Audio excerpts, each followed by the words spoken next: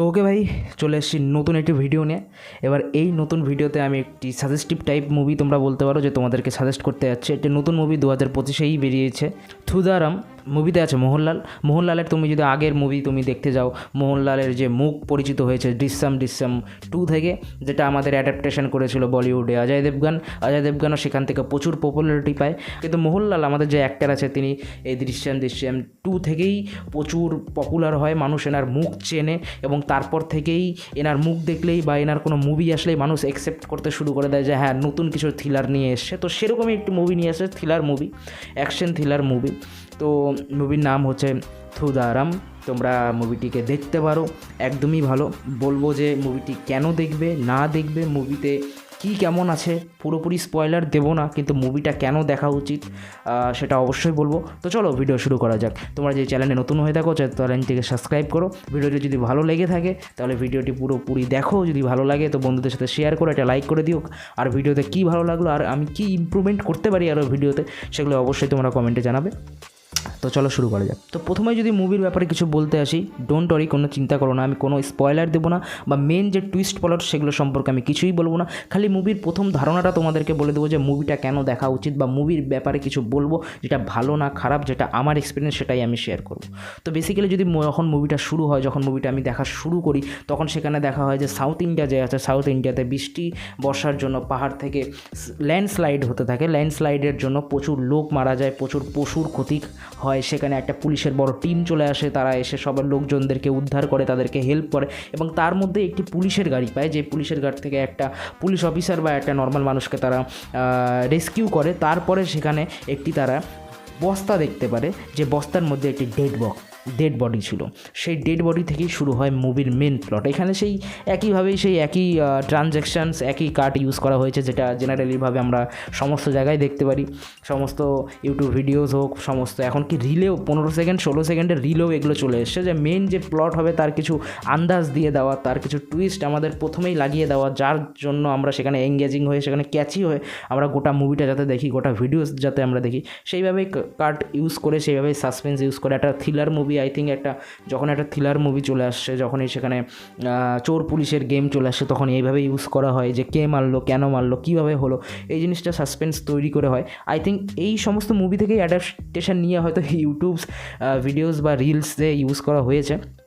কিন্তু এখন সমস্ত কিছু উল্টো দেখি, কারণ আমরা মুভির থেকে এখন রিলস ভিডিওস বেশি দেখি। তো আমাদের মনে হয় যে রিলস ভিডিওস থেকে হয়তো এগুলো অ্যাডাপ্টেশন হয়েছে, কিন্তু না, এগুলো আসলে মুভির অ্যাডাপ্টেশন থেকে ভিডিওস বা রিলে গিয়েছে। যাই হোক, আমি অন্যদিকে চলে যাচ্ছি। তো মুভির যে মেন প্লট সেখান থেকে শুরু হয়, যে একটা ল্যান্ডস্লাইডের পর সমস্ত মানুষদের যখন রেস্কিউ করা হয়, তার মধ্যেই একটি গাড়ির মধ্যে একটি বস্তা পাওয়া যায়, যে বস্তার মধ্যে একটি মৃতদেহ থাকে। এবার এটা কার মৃতদেহ, কেন মৃতদেহ, কীভাবে মৃতদেহ, সেটাই আমরা মুভিতে দেখব।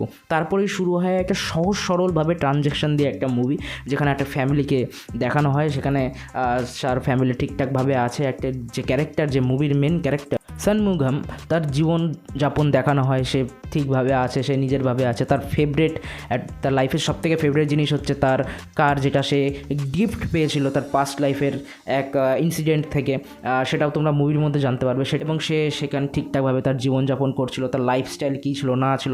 তখন তোমাদের মনে হতে পারে যে মুভিটা এত বোরিংভাবে কেন দেখাচ্ছে, আমাদের ফার্স্টেই দেখিয়ে দেওয়া হলো কেন হলো, কে মারা গেল, বস্তার মধ্যে কার লাশ ছিল, তো সেটা আমাদেরকে না দেখিয়ে কী দেখাচ্ছে। আসলে এগুলাই যখন তুমি মুভির সেকেন্ড হাফে যাবে, তখন মুভির সেকেন্ড হাফে সমস্ত কিছু এর সাথে কানেক্টেড। কারণ তুমি যদি এই জিনিসগুলো না দেখো, তখন তুমি সেকেন্ড হাফে কিছু বুঝতে পারো না। যখন তুমি সেকেন্ড হাফ দেখবে, তখন বুঝতে পারবে যে হ্যাঁ, ফার্স্ট হাফে এগুলো দেখিয়েছিল বলে এখন আমি আন্ডারস্ট্যান্ড করতে পারছি যে এটা কী হয়েছিল, কী না হয়েছিল।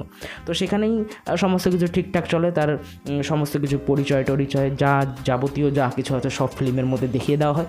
এবং সেকেন্ড হাফ আস্তে আস্তে যখন সেকেন্ড হাফ শুরু হবে, তার আগের মেন প্লটটা এখানেই দাঁড়ায় যে তার ছেলের বন্ধুরা তার বাবার গাড়িকে এতটা পছন্দ করেছিল যে তারা সেটাকে লং ড্রাইভে নিয়ে বেরিয়ে যায় এবং জায়গায় ঠোকর লেগে গাড়িতে নষ্ট হয়ে যায়, সামনের জিনিসপত্র অনেক কিছু ভেঙে যায়। তার পাড়ারই একটা চেনাশোনার লোকের কাছ থেকে সেই গ্যারেজের সেই জিনিসপত্রগুলো সে সামলায়। বা সেই জিনিসগুলো সে ঠিক করায়। আর আদার সাইডে আর একটা স্টোরি দেখানো হয় যে তার ছেলেকে সে যেহেতু সেই গাড়িগুলো নেওয়ার জন্য সে একটা চড় মেরেছিল, তার জন্য তার ছেলে রাগ করে হোস্টেল বা তার কলেজ ইনস্টিটিউটে সে চলে যায় এবং কোনো কন্ট্যাক্ট রাখে না। সে কিছুদিনের জন্য তার এক মাস্টার ছিল, যেখানে সে তার পাস্ট লাইফের সঙ্গে জড়িত একটি মাস্টার, যেটা তোমরা মুভিতেই স্টোরি ভালো করে দেখতে পারবে, তার ডাকে সে তার মাস্টারের সাথে দেখা করতে যায় এবং সেই মাস্টারের সাথে দেখা করতে এসে তিনি দেখেন যে তার গাড়ি আর নেই, তার গাড়ি পুলিশ স্টেশনে আটকে পড়ে আছে। কিসের জন্য আটকে পড়ে আছে? যে গ্যারেজের ছেলেটির কাছে সে ঠিক করাতে দিয়েছিল, সে সেই গাড়িটি ঠিক করার পর সেখানে কিছু বাজে জিনিস সাপ্লাই করছিল, যার ফলে তাকে আটকে, তো সে পালিয়ে গেছে কিন্তু তার গাড়িটাকে আটকে রাখা হয়েছে। তারপর সে পুলিশ স্টেশনে গিয়ে পুলিশ স্টেশন বা পুলিশ অফিসারদের স্যারদেরকে রিকোয়েস্ট করতে থাকে যে স্যার, এটা আমার গাড়ি, আমি এই সমস্ত কিছু করিনি, আমার গাড়িকে ছেড়ে দিন, আমার গাড়ির কোনো দোষ না। কারণ সে প্রচণ্ড অবসেস থাকে তার গাড়ির প্রতিকে, তার গাড়িকে সে একটা পার্সেন্ট ভাবে। তুমিও তোমার জীবনে যখন কিছু একটা ফেভারিট, তোমার কিছু পুতুল হতে পারে, বা তোমার ক্রিকেট ব্যাট হতে পারে, বা তোমার ব্যাডমিন্টন হতে পারে, বা তোমার ফোনস হতে পারে, তোমার ক্যামেরা হতে পারে, যেটাকে তুমি একটা আলাদা রকমেরই পার্সেন্ট ভেবে চলো, তার সাথে তুমি ঘরের মধ্যে কথা বলতে থাকো। তো সেরকমই একটা ফেভারিট পার্সন ছিল বা একটা ফেভারিট থিংস ছিল তার গাড়িটি, যেটা সে যত্নের মতো রাখতো, নিজের ভাইয়ের মতো রাখতো, নিজের আদর করে রাখতো। আর সেটা জাস্টিফাইডও করে তার পাস্ট লাইফের গল্প, যেটা তোমরা ফিল্মেই দেখতে পারবে। এবং সে প্রচণ্ড রিকোয়েস্ট করতে থাকে, তবুও পুলিশরা ছাড়ে না, সে বাড়িতে যায় তবুও মন মরা হয়ে থাকে।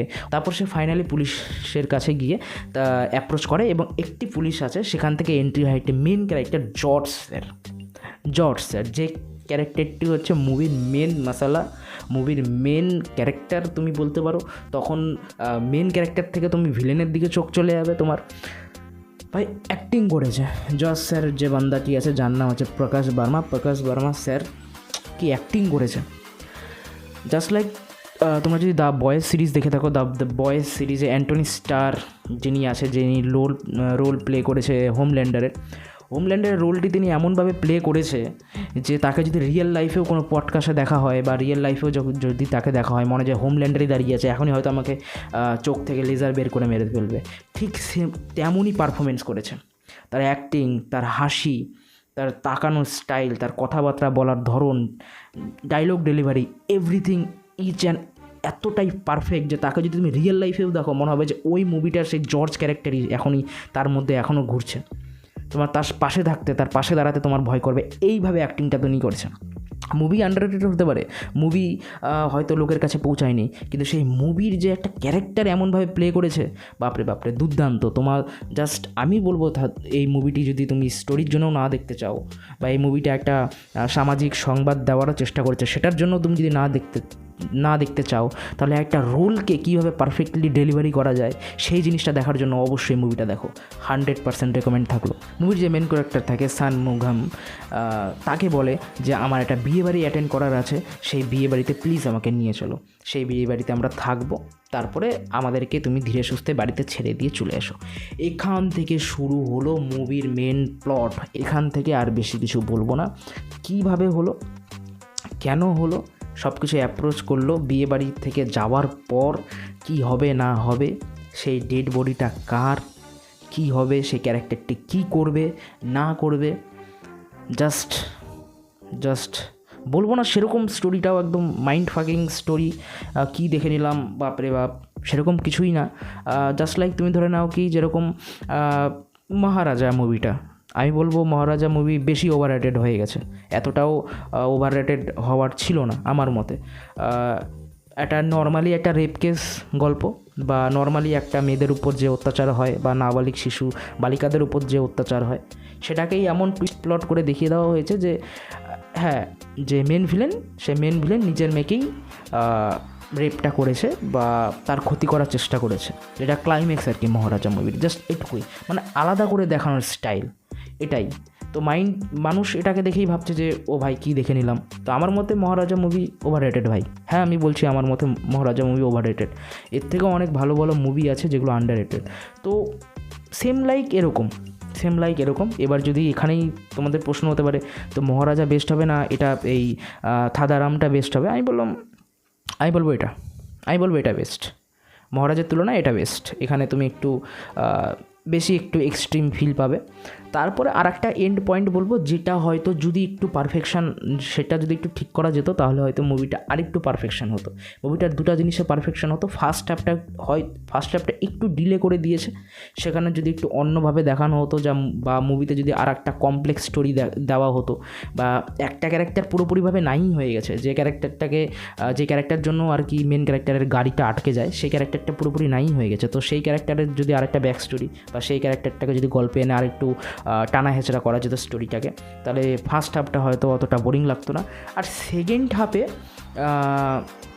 যেরকম আমরা যদি দৃশ্যম 2 দেখি, সেখানে অতটা ফাইট সিকোয়েন্স নেই, নর্মালভাবে প্লে করা হয়। যেরকম একটা নর্মাল মানুষের ক্ষমতা থাকে না যে আগেকার সাউথের মুভির মতো যে একটা ঘুষি মারবে আর 5টা লোক উড়ে চলে যাবে, সেখানে পুরো এইভাবেই দেখানো হচ্ছে যেটা পলিটিক্স দেশের যারা পাওয়ার, পুলিশ, তাদেরই মেন পাওয়ার থাকে, সাধারণ মানুষের কোনো মেন পাওয়ার থাকে না। সাধারণ মানুষ যদি বেঁচে উঠতে পারে তাহলে একমাত্র তার বুদ্ধি দিয়ে, যেটা দৃশ্যম 2তে দেখানো হয়েছে। তো এটাকেও যদি একটু ওইভাবে দেখানো হতো না, তাহলে ফিল আসতো। কিন্তু ওটা যে এতই খারাপ হয়েছে সেটাও আমি বলবো না, কারণ আমি এই জিনিসটা বলছি কারণ মুভির শেষে একটা ফাইট সিকোয়েন্স থাকে যেখানে একটু হলেও ইললজিক্যাল লাগে, যে একটা থানার মধ্যে তাকে মারার জন্য দলবল রেডি করা হয়, তো সেখানে সে একাই এতজনকে মারে, পুলিশদের অবস্থা খারাপ হয়ে যায়, বাট তার একটা জায়গাও কাটা হ্যাচড়া নেই, কোনো জায়গা সেরকম লাগেনি। তো সেখানে একটু হয়তো এইভাবে দেখাতে পারতো যে সে পালিয়ে যাচ্ছে বা পালিয়ে পুলিশদের কাছ থেকে বেঁচে গেছে, এটা দেখাতে পারতো যদি তাকে কাটা হ্যাচড়া নাই দেখাতে হয়। বা তাকে যদি এত সুন্দরভাবে ফাইট সিকোয়েন্স করে যেত, একটু দেখাতেই পারতো যে হ্যাঁ তারও কেটে কুটে অবস্থা খারাপ হয়ে গেছে, তারও এরকম 10-12টা পুলিশ মারতে মারতে অস্থির হয়ে গেছে, তারও মুখটুক ফেটে গেছে, হাত মাত ফেটে গেছে, একটু রিয়েলিস্টিক করার জন্য এটুকু করতেই পারতো, বাট এটুকু করা হয়নি। হয়তো কীভাবে হলো বা কেন হলো ওখানে বেশি ফোকাস দেওয়া হয়েছে। আবার সেই সিনটাও যে এতটা খারাপ হয়েছে তা না, কারণ তখন মুভিটা যে লেভেলে চলে যায় ওই ক্যারেক্টারটার জন্য, জর্জ স্যারের জন্য, তার উপর এমনভাবে রোল অ্যাক্টিং করছে যে তোমারই রাগ উঠে যাবে। তো সত্যি তখন মনে হয় যে মেন লিডের আমি সাপোর্টিভ হয়ে যাই, অ্যাক্টিংটা এত সুন্দর করেছে। তখন মনে হয় কি হ্যাঁ মারো, বেরিয়ে আসো, সময় হয়ে গেছে। মুভি দারুণ, মুভি ভালো, দেখা উচিত। একটা সামাজিক বার্তা তুলে ধরা হয়েছে মুভিটার মেন থিমে, কীভাবে একটা ছোটো ছোটো ভুলের জন্য বা কিছু খালি নিজের ভালো দেখবো এরকম কিছু সেলফ অবসেসড পারসনসদের জন্য সমাজের কিছু পরিবার কীভাবে নষ্ট হয়ে যায় বা কীভাবে তারা সারা জীবন একটা কষ্টে থেকে যায়, একটা পরিবার কীভাবে জ্যান্ত লাশ হয়ে যায়, তার একটা পারফেক্ট এক্সাম্পল হিসেবে এই মুভিটাকে ধরতে পারো। তো এটাই এক্সপিরিয়েন্স ছিল আমার মুভিটাকে নিয়ে। তোমরা যদি কেউ মুভিটি অলরেডি দেখে থাকো তো তোমাদের কি ওপিনিয়ন, তোমাদের কোনটা ভালো লেগেছে সেটা অবশ্যই বলো। আর আমার যদি কোনো কিছুতে ভুল ত্রুটি হয়ে থাকে সেটাও তোমরা কমেন্ট করো, বা আমি কি ইমপ্রুভমেন্ট করতে পারি ভিডিওতে সেটাও তোমরা অবশ্যই বলতে পারো। তো এটুকুই। তো চ্যানেলে যদি নতুন হয়ে থাকো চ্যানেলে সাবস্ক্রাইব করো, ভিডিওটি যদি ভালো লেগে থাকে লাইক করে কমেন্ট করে শেয়ার করে দিও। আর এই চ্যানেলে এরকমই মুভি রিলেটেড ভিডিওস আমি আনতে থাকবো, তো সাবস্ক্রাইব করে রাখো। আর কি, ততক্ষণ দেখতে থাকো। শুভ রিভিউ।